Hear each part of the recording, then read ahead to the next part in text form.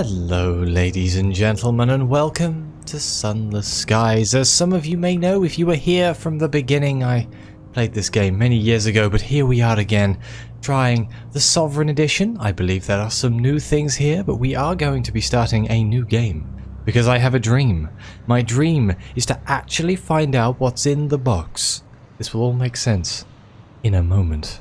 Oh, do we want to start a legacy campaign, where if we die, we continue with a new captain, or do we want to have a merciful campaign where we can just reload? Well, coming fresh off Sunless Seas, we'll be doing a legacy campaign.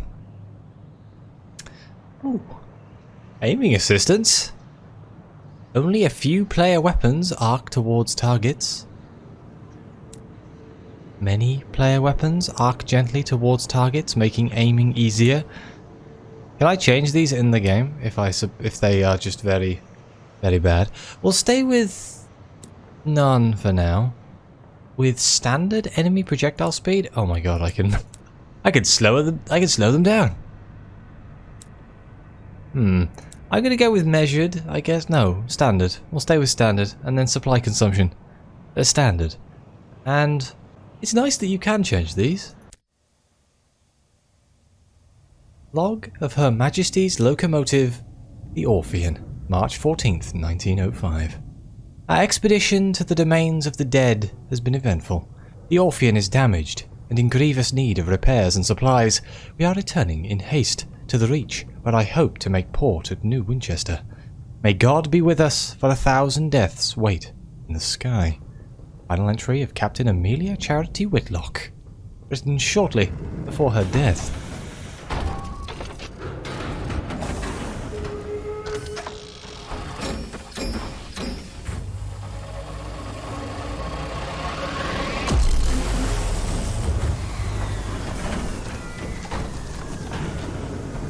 Oh, here we are. It's W, ASD to move around. The controls are considerably different. You return to the Reach, an untamed, sunless span of the heavens, London's new frontier. A celestial garden run wild. You can dodge. It's going to take me a while to get used to these controls. Your journey back from the Blue Kingdom was tumultuous. Your locomotive is damaged and Captain Whitlock badly wounded.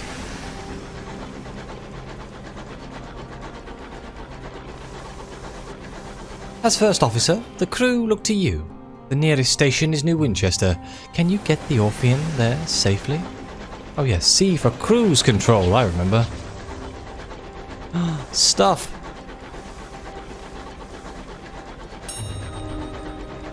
Fuel. Much to the relief of your stokers, find a barrel of fuel among the detritus.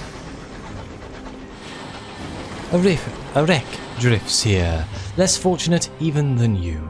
We should scavenge her for repairs, a crewman suggests. Whoop, that was not R. Oh god. Hang on, there we go. The wreck hangs in the sky, pocked with recent gunfire.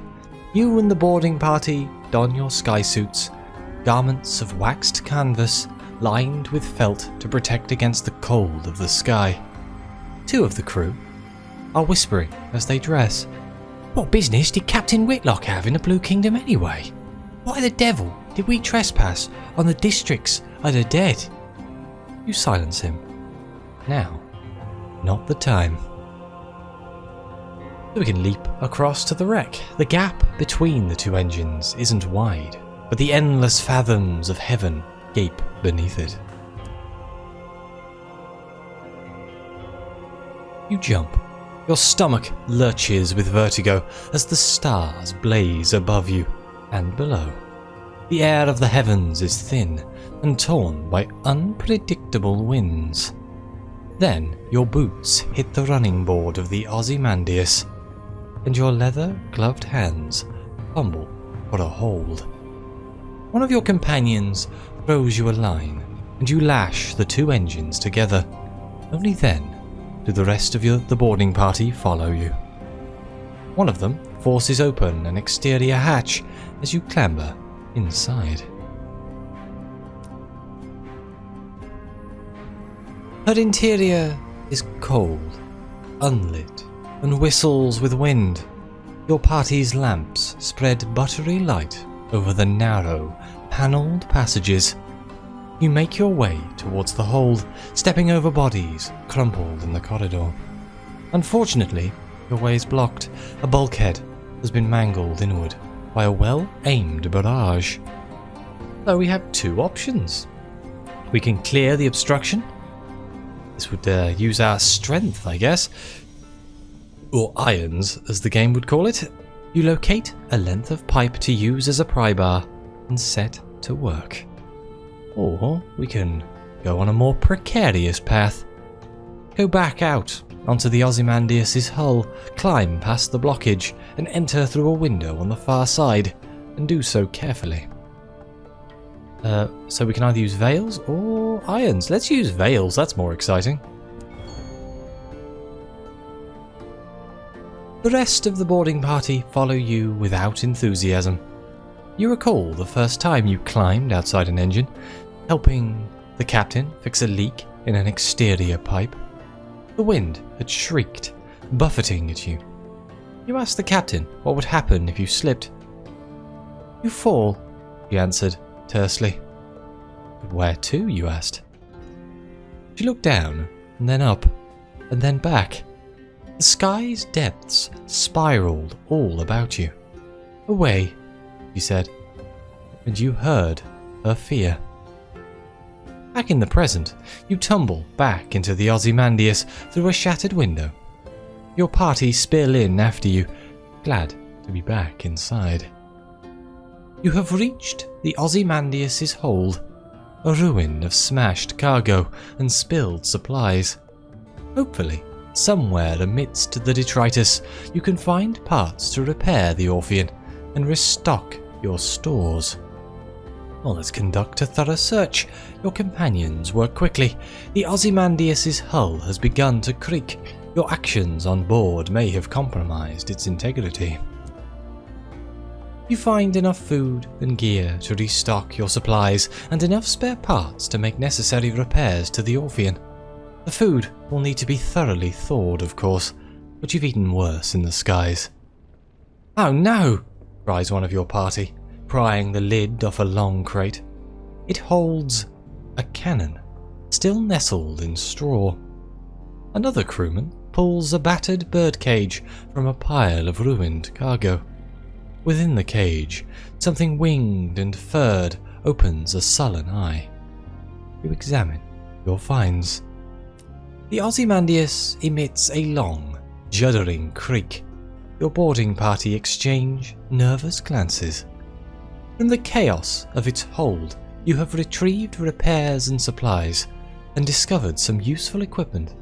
A gun that could be mounted on your locomotive, and an educated bat. Oh, I can claim both this and the bat. Lovely. Her own weapons were damaged during the fight, or the flight from the Blue Kingdom. That leaves you vulnerable. So this would give us the Cotterell and Hathersage Jerusalems.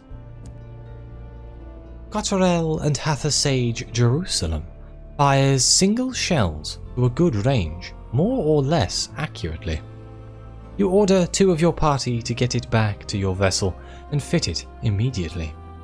The Ozymandias groans again. The structure shudders spasmodically. And we should probably liberate this bet. The heavens are wide, so locomotives use scouts, like bats, to locate things of interest, ports, resources, wrecks like this one, to scavenge. The bat treats its rescue as an inconvenience, and immediately begins haggling over pay. You offer to put it back in the damn cage and leave it on the Ozymandias, at which point it becomes more polite. You doubt it will last. We can press on to the engine room now? You might find more fuel there, but you had better hurry. The Ozymandias is beginning to tear apart. This is not without risk. Well, risk is fine. Uh-oh. The wreck of the Ozymandias screeches as its metal buckles and tears. You press on through the shuddering corridors, searching frantically for the engine room. So we can either send a smaller party ahead to retrieve fuel. It's foolish for all of you to go. Send your quickest and lightest to retrieve the fuel while the rest of you return to the Orpheum. Or we can go ourselves and conduct a hasty search. Send the rest of the boarding party back to the Orpheum. Go on alone. Well, definitely sounds like this is a crew problem. You select 2 sprightly members of your party, and they dart on into the Ozymandias. The rest of you return to the Orpheum to wait. You chose wisely. The 2 explorers return shortly thereafter, carrying several sacks of glistening black coal. They are lauded as heroes by your crew as you stoke your engines and steam away. Restocked, refueled, repaired, and rearmed. And we're about to crash. No, it's all good. Now, from what I remember, the light doesn't use fuel in Sunless skies. But the bat does use supplies, which is slightly annoying. Let's send the bat out. Oh, hello. We have been summoned by Captain Whitlock. The walls of the captain's cabin are lined with a hodgepodge of curios from across the sky. Captain Whitlock lies in bed. Black marks cover her skin like a monstrous brand. When she coughs, coils of acrid smoke pour from her lungs. Something tells me she's not doing very well. We can inquire after the captain's injuries. The locomotive's doctor attends her. His lips are tight. Or we can just approach the bedside. The captain opens her eyes as you draw near. She attempts to smile. Let's approach the bedside. Her mouth is blistered from the blue fires that dance on her tongue. Her hand grips your arm. Her skin is hot as a kettle. Made arrangements. The Orpheum will be yours. Her voice is just a rasp of burned meat breath. But promise, she breaks off to scream a word in a language that was not made for human mouths. When she resumes speaking English, she is weaker. Her request is little more than a gasp. Promise me one last service. Promise. So we can either promise her we will obey her last command. Whatever it is, you'll see it done. We can make no promises and tell her to rest. She will need her strength. There is a hospital in New Winchester. They can help her. Or we can pull away. What if she's contagious? Or demand to know why she took the Orpheum to the Blue Kingdom. It was folly to visit one of the lands of the dead. Now you are all paying the price. Let's promise we'll obey her command. She sinks back, relieved.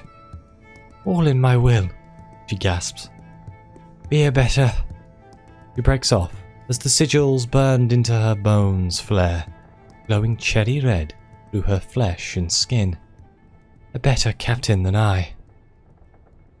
The effort exhausts her. She sinks back into the scorched pillows and a twisting, frantic fever. Well, let's take our leave. You leave the cabin and the scorched stink of its air behind and return to the bridge.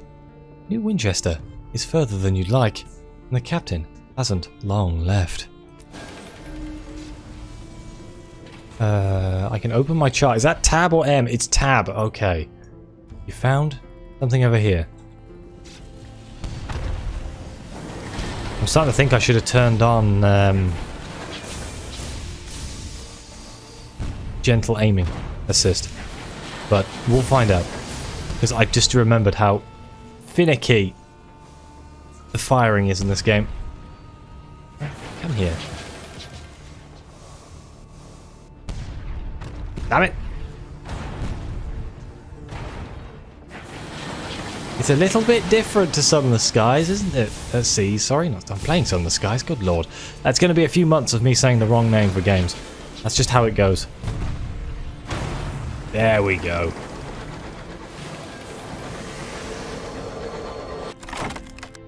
You prepare to board the buckled wreckage, poised to plunder the plunderers.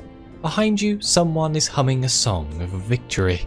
We can raid the remains or strip it for repairs. Since we don't need to repair, we can raid the remains. Marauders pillage homesteads and hunt travellers all across the reach. They often carry stolen valuables. I like valuables. Many. Your boarding party returns with wallets and watches, cufflinks, lockets and keepsakes. You store them in the safe to be pawned if you make it back to port.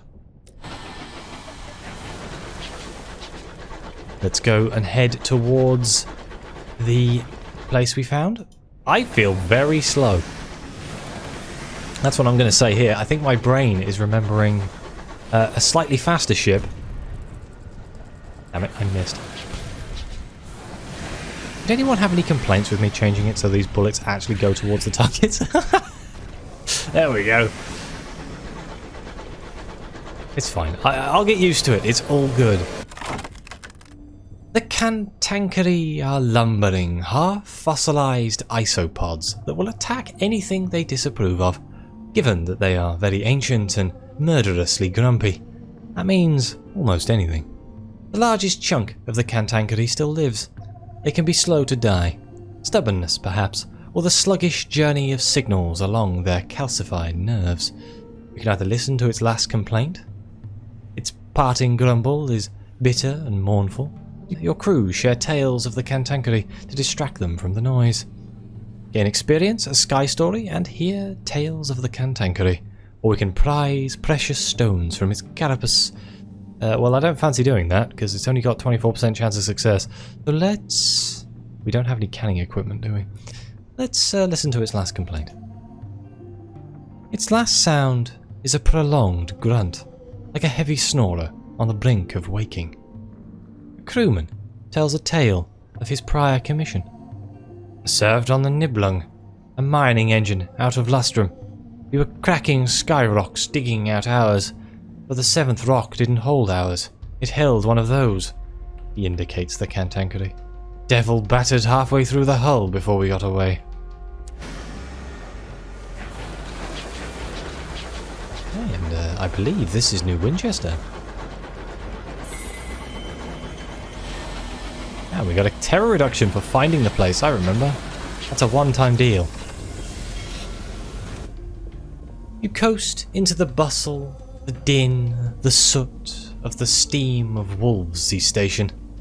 It is clogged with other engines, scrappy mining locomotives from Lustrum Way, weathered explorers gleaming with frost, sleek company vessels with bright brass fittings.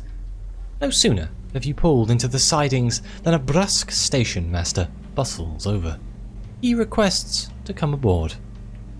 I must speak with your captain, he insists, brandishing a ledger. The usual formalities. Let's look to the Orphean's doctor. He has just appeared at your shoulder. His face is solemn. His hat is in his hands. He lowers his eyes. The crew exchange bleak, wordless looks.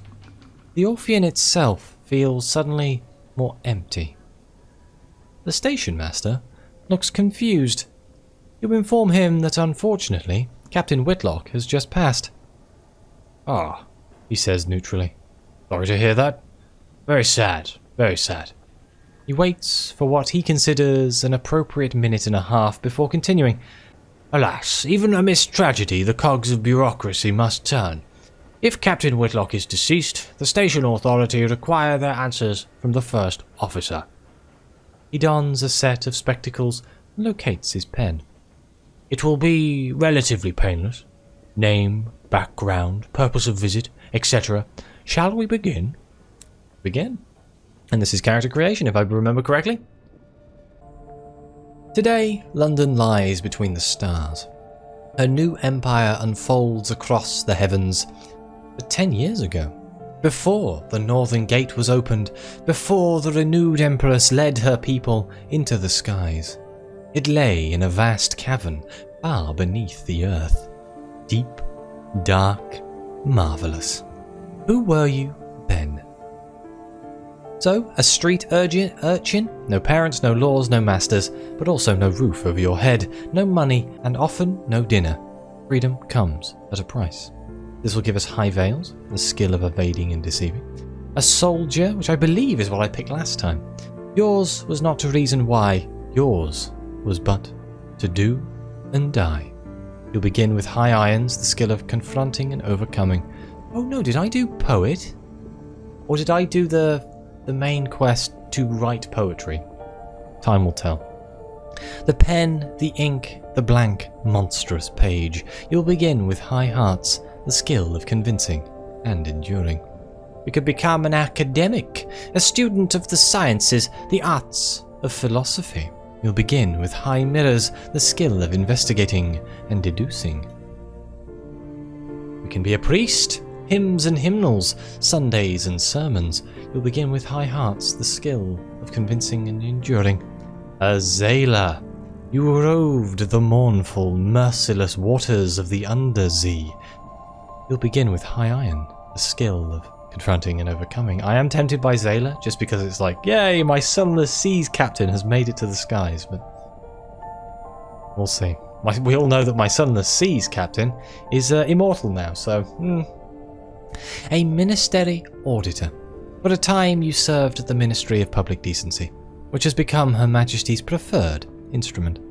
Begin with high mirrors, the skill of investigating and deducing. A revolutionary. The world is broken. One way for the rich, another for the poor. You decided to do something about it. Begin with high veils. I am drawn by either a ministry auditor, a street urchin, or an academic. You know, I think, for the sake of flavour, I think I want to work for the ministry. Because I don't think I've ever done this before. So let's have high mirrors. Even though veils is probably more exciting. Let's go with mirrors. You are an auditor. The ministry is responsible for the promotion and preservation of British culture. It is a sprawling, many-branched institution. To which department were you appointed? The Information Office. The office ingests raw information before it can reach vulnerable citizens, then regurgitates it in terms that they should find less distressing. This increases your veils. The Department of Sensibility. Their task is to determine what constitutes Britishness and identify threats to it. Give us hearts. The Department of Corrections. Why censor when you can correct? A revised word here, an omitted sentence there. Now the whole page says something different, something less troublesome. This increases our irons. Let's go with veils. And what is my ambition? Now, I promised that if I was going to do this again, I would do the truth. But you'll see down here it says that this is a demanding ambition, best played by a lineage that has already completed wealth and fame. I'm not continuing from my existing lineage. I'm creating a brand new one. But I may click it all the same. But we could use wealth. You want a comfortable retirement, and by comfortable, you mean extravagant. Many have made their fortunes out among the stars, many more have failed, broken and lost in the drifting night. Will you be different? To win, gather a substantial retirement fund, acquire lodgings at a hub port, and retire. Fame. You will immortalize your exploits in the song of the sky. For centuries, people have launched themselves into the unknown in the hope of making a name for themselves. You're sure you'll succeed. After all, you never heard of anyone who didn't. Gather stories of your exploits, write about them in New Winchester. Or the truth. Even the stars have secrets, but they won't keep them from you. A message from an old friend begins an unwise quest to learn a secret that the stars hide. What drives you? Curiosity? Justice? Insolence? Whatever it is, it will be tested. I'm going to click this. Oh, that's such a bad idea, but I want to know. Okay, let's make my captain. Can I have a fantastic hat? Right, let's get everything else set first. Do we have the hair from Celine? I can't actually remember what she looks like off the top of my head, so let's just go with that one. I should just press randomize a few hundred times, huh? Do we have anything with a big collar? Ah, there it is. Let's go with that. We need a hat though, don't we? We have to have a hat.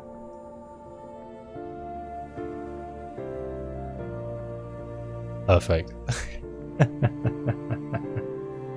My ladies, the specialist, doctor, professor, officer, archivist, principal, administrator, secretary, intendant, nurse, comrade, brother, sister, reverend, madam, sir, citizen, captain, my lord, my lady, my lady. There we go, same name as my Fallen London character. And yeah, let's go. Here's a summary. We have 25 in mirrors and 17 in veils, and we're going to have to try our best to try and get that up. Let's start the game. 3 weeks have passed. This morning, Captain Whitlock received a simple memorial service. Her body was consigned to a necropolis train bound for the Serene Mausoleum. Now you sit with a handful of her relatives in the threadbare offices of her solicitors. A methodical notary is reading the will. The captain was wealthy once, but squandered her capital on mysterious expenses before her expedition to the Blue Kingdom. Listen to the end. The captain's relatives, from whom she was mostly estranged, are clearly wondering why you are here. In a final codicil, the notary announces, Captain Whitlock confirmed the possession of the Orpheon was to pass to its first officer. He peers at you with dry, grey eyes. This includes a certain black box contained in the Orpheon's hold. Captain Whitlock's final request was that, at a time of your choosing, you transport said box to an address in London. He hands you an address card and deposit it there. You are not to look inside. She gave no explanation. And that's it. You're captain now. The Orpheon is yours. Oh, Captain Whitlock's legacy. You could investigate the black box at New Winchester. You could take the box to London as requested, or you could sell it and be done. You have been bequeathed the large black box which once belonged to Captain Whitlock. We've gained 100 sovereigns. Ooh, provisioning. Before you leave New Winchester, it may be prudent to buy more supplies. You can buy them at Victoria Market. To visit the market, select it from the menu that appears to the left of the main panel. Here you can swap between shops and stories. Scouts? Your scouts have discovered something? Okay, thank you.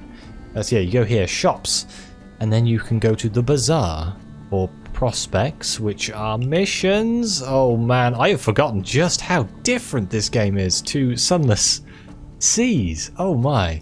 Abraham's engineering is going to be our cabins and things that are really way more important than I originally thought they were. Oh, you can buy engines, can't you? I remember. I added those. Victoria Market for fuels and supplies. We also have a bank in Sunless Skies, which is something that I really wanted in Seas, but we didn't have. We don't need to buy anything really, we have enough. We could buy another engine. Is there anything new in here that I haven't seen? Ha. I've got to go for this, haven't I really? That's the goal right there. An infernal beast of brass and steam, furnished with indulgent luxury, with carpet thick enough to lose your toes in. But no, for now we'll be sticking with the base frigate. It might be worthwhile upgrading to the Parsival if we can get enough money. I do remember having that one for a long time. The biggest problem we're going to be having here is space, funny enough. Our hold is not very big. All things considered. Where is the hold here? Oh, it's down here, of course. And then it's 8 out of 12. There we go. Bloody hell. I've got to relearn the UI. I could do with making it a bit bigger. Your possessions. Anything that doesn't take up space in your hold, generally because it's small or entirely metaphysical, appears here. Yeah, that'll be here. We have 6 crew. Minimum safe manning number. We have to have 6 or more. But I think before I jump into doing any more of this this lovely game here, I think this is a perfect place for me to end the first episode. We will be playing more of this, obviously, but please like, subscribe, let me know what you think. Your comments are greatly appreciated, especially on a first episode of a series, even though I've technically done this series before. This is a new and improved and sounds better and still doesn't know what he's doing, so don't expect miracles. But either way, thank you very much for watching, and as always, I'll see you next time.